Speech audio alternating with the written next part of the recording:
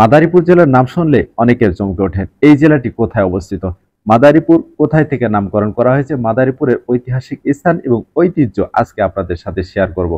মাদারীপুর জেলার অন্যতম ঐতিহ্য হলো ঐতিহাসিক স্থান, মিষ্টি ও সংস্কৃতি। এই জেলার অন্যতম স্থানগুলোর মধ্যে শকুনি দিঘি, আউলিয়াপুর নীলকুঠি, সেনাপতির দিঘি এবং শাহ মাদার রহমতুল্লাহ আলাই দরগা শরীফ বিশেষভাবে উল্লেখযোগ্য। এছাড়াও মাদারীপুরের ঐতিহ্যবাহী মিষ্টি ক্ষীরপুরি দেশ জুড়ে প্রসিদ্ধ। মাদারীপুর জেলার কিছু ঐতিহ্যবাহী স্থান, সংস্কৃতির বিবরণ। এখন বলি শকুনি দিঘি। মাদারীপুরের একটি প্রাচীন দিঘি যা ঐতিহাসিক ও পর্যটকদের জন্য আকর্ষণীয় স্থান। আউলিয়াপুর নীলকুঠি ব্রিটিশ আমলে নীল চাষের সাথে সম্পর্কিত একটি ঐতিহাসিক স্থান। সেনাপতির দিঘি। সেনাপতির দিঘি প্রাচীনকালের একটি দিঘি যা মাদারীপুরের ইতিহাসের সাথে জড়িত।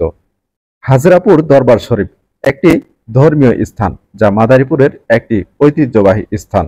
শাহ মাদার রহমতুল্লাহ দরগা শরীফ সুফি সাধক শাহ মাদার এর মাজার, যা মাদারীপুরের একটি গুরুত্বপূর্ণ স্থান। ক্ষীরপুরি মাদারীপুরের প্রসিদ্ধ মিষ্টি যা এর স্বাদ ও ঐতিহ্যের জন্য পরিচিত। এখন আসি মাদারীপুরের নামকরণ কোথায় থেকে করা হয়েছে। মাদারীপুরের নামকরণ করা হয়েছে পঞ্চদশ শতাব্দীর সুফি সাধক হজরত বদিউদ্দিন আহমেদ, যিনি শাহ মাদার নামে পরিচিত, এর নাম অনুসারে মাদারীপুর নামকরণ করা হয়েছে। সুনীল গঙ্গোপাধ্যায়ের বাড়ি। বিখ্যাত সাহিত্যিক সুনীল গঙ্গোপাধ্যায়ের জন্মস্থান, যা মাদারীপুরের একটি গুরুত্বপূর্ণ স্থান। মঠের বাজার মঠ প্রাচীন স্থাপত্যশৈলীর একটি মঠ, যা মাদারীপুরের একটি ঐতিহ্যবাহী স্থান। রাজা মন্দির একটি প্রাচীন মন্দির যা মাদারীপুরের ইতিহাসের সাথে জড়িত। ঝাউদিগিরি একটি ঐতিহাসিক স্থান যা মাদারীপুরের ইতিহাসের সাথে জড়িত। একসময় মাদারীপুর জেলা ফরিদপুরের অংশ ছিল এবং এর প্রথম ঐতিহাসিক নাম ছিল ফতেহাবাদ।